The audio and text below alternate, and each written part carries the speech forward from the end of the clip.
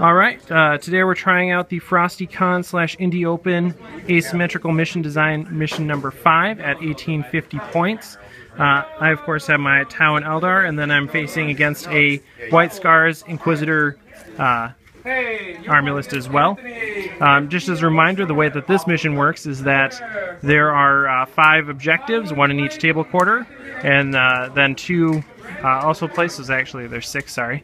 There's 6 objectives, and the standard method of scoring is just at the end of the game like normal, but there's an alternative method of scoring where you score it at every turn. So you just get 1 point per turn that you control an objective. See the liner notes for the army list, and I'll see you guys at the bottom of turn 1. Alright, a devastating top of turn 1. Really no other word for it. Everybody over here, after their scout move forward. Bunch of grav-weapons, or excuse me, let me start off first with the orbital bombardment, which took out my Sky Ray, which is no longer here. Which scattered onto the Sky Ray. Yeah, which scattered onto the Sky Ray, pinned and exploded it. Onslaught of grav-weapons took out the entire squad of broadsides, and fire from this unit took out the majority of this fire warrior unit and sent it running to the table edge. Over here, potentially unsurprisingly, all these bikers cleaned up this Kroot squad pretty well. They passed their leadership check though, so they're you know, doing okay back there. So after the top of turn 1, things are looking a little sketchy. On to the bottom.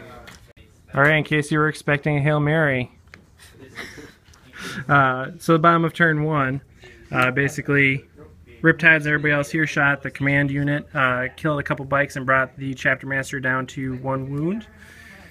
Kroot over here shot at the Melta unit of bikes and took out 1, and then the Hammerhead shot at them as well and took out another 1. They passed their leadership save.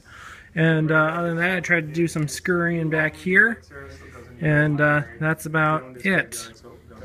On to turn 2. Alright, exciting turn over here. Storm Talon came in, finished off the Pathfinder squad here. There was a Thunderfire here that did a wound to the Riptide and wiped out the Fire Warriors. This guy charged these Pathfinders, and the Riptide and Commander plus his drones. All Overwatch, no one did a single thing to this one guy. 1 wound left, couldn't die. That was my goal for that turn, was to have him die in Overwatch. 1 hull point and an immobilized from the Grav Centurions on the Hammerhead? Yep, yeah, so 1 hull point and immobilized from the Centurions. This guy's moved over here, and there were some shots fired at the Kroot. They're holding strong, just the 2 guys right here in the corner. So, other than that, that was the top of turn 2. Hopefully my reserves will come in. In fact, we can do that right now. Jet bikes both come in, and Kroot come in. All right, on to the bottom of turn 2. All right, at the bottom of turn 2, I did pick away at the command unit a little bit here. Both Riptides fired here, and we're able to remove a few guys and bring Khan down to 1 wound. So him, the Rune Priest, and the Chapter Master are all at 1 wound. Aha! Yes. I was able to take out 1 bike here and 2 bikes here, with my jet bikes coming in from reserve here. Other jet bikes turbo boosted over here. And these Kroot came in and tried to take out the Tech Marine. Surprisingly, or maybe not surprisingly, they were unsuccessful. So, top of turn 3. All right, a relatively mild top of turn 3. Grav-weapons tried to take out the Hammerhead, were unsuccessful, but Storm Talon was able to best them and make this a wreck. It exploded and did not do any wounds to anybody. Over here, the command squad pretty much joined the Centurions. We still got one guy hanging out back here. over here, Kroot holding strong. Guardians were shot at, lost 1, but they passed their test. Kroot over here, though, very sad day. 1 lone Kroot standing against a unit of Marines and the Thunderfire Cannon. He passed his leadership as well, so the Kroot are passing every single leadership that they have and pinning tests that they're meant to make. No one else has passed. So that is the top of turn 3. Alright, probably my best turn yet, but it's not really saying much. This Riptide fired at the Storm Talon and killed it, which scattered onto this Riptide and failed to wound it. This Riptide shot here and took out the a couple of guys from this unit. The Kroot, still holding strong, were able to kill this jet bike, or that bike, and then the jet bikes tried to take out the Thunderfire Cannon and failed. That's and the Kroot charged the Thunderfire Cannon. Yes, the lone Kroot on the far end charged the Thunderfire Cannon trying to take out the Tech Marine in close combat. Unsurprisingly failed. Top of turn 4. Alright, top of turn 4. The Kroot, may they rest in peace, their luck ran out. Taken out by a Storm Talon.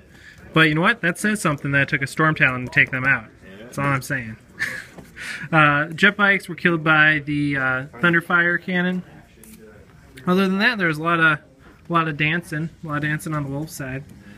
A little hokey pokey over here. They got their right foot in. These guys moved back here, and the other jet bikes all kind of hid behind the LOS blocking train that is these 2 bastions. So, on to the bottom of turn 4. Alright, bottom of turn 4, Riptides are making a run for it. But before that happened, the Farseer tried to kill the last jet bike in the region, the Apothecary, in close combat and failed, even after shooting with his twin-link shuriken catapults on his bike. Did nothing. This guy's hanging back here just to stay safe, I suppose.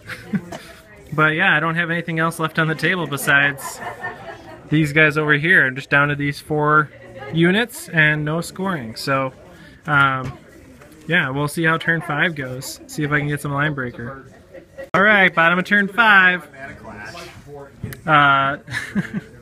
The Farseer got taken out by the Storm Talon? Storm Talon. And Riptide got taken out by the Centurions. I forgot to mention too, though, last turn I took out 1 Centurion and a few of these Marines here.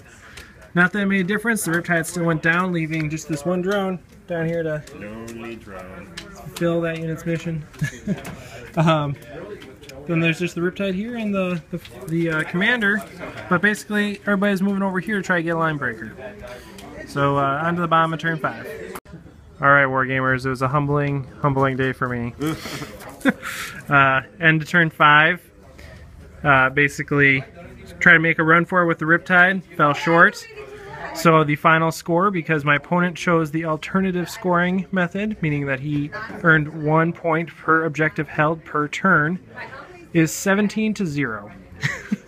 Because I chose the standard primary and did not, obviously did not hold anything at the end of the game because I had no scoring units left, was unable to do line breaker, did not slay his warlord, and did not get first blood, if you recall from that first round.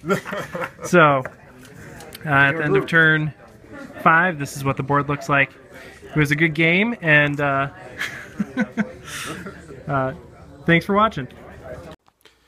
Alright, so that was the battle report. It certainly did not go in my favor. You know, I think if we had done only standard scoring, it would have been a lot closer. Because at the end there, I didn't have any scoring, but his scoring units were diminished as well, kind of. But it wouldn't have been much closer if that was the case. Either way, I got my my rear end handed to me pretty solidly. I think a lot of that has to do with some poor choices I made, both in list design and also in strategy. Primarily, the Vanguard deployment is very difficult to overcome a highly mobile and durable army like my opponent had. Basically, I was tucked away in the corner and didn't have a real good avenue for working my way out of that corner. If you noticed, all the way till the end of the game, I was in that corner and didn't do much else. I tried to do some things with Kroot, getting out and around, and jet bikes out and around, and that just didn't work.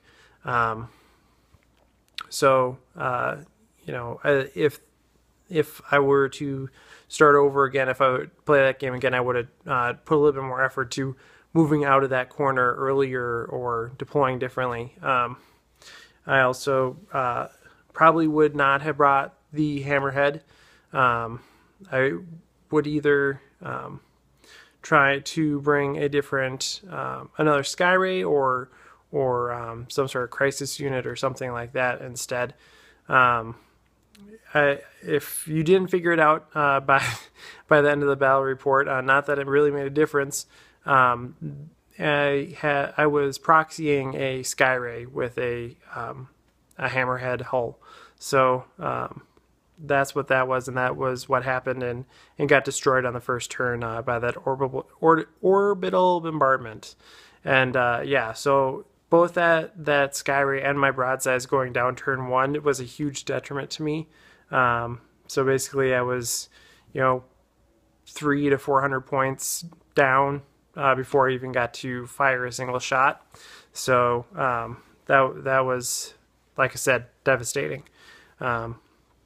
But that's the game, so you gotta be able to deal with that. So I think moving forward, I'm going to drop the hammerhead, pick up either another Skyray or some crisis suits, and try it again. I was playing this game to try to get a better feel for the Skyray, just because I haven't played one before, and I was not able to do that simply because it died before I was able to do anything with it at all. So that was interesting. But so let me know what you guys think of battle report, my army list, my opponent's army list, tactics, anything like that in the comments below. And again, thanks for watching. If you like the video, I think you know what to do. And of course, your subscriptions are greatly appreciated. So happy wargaming.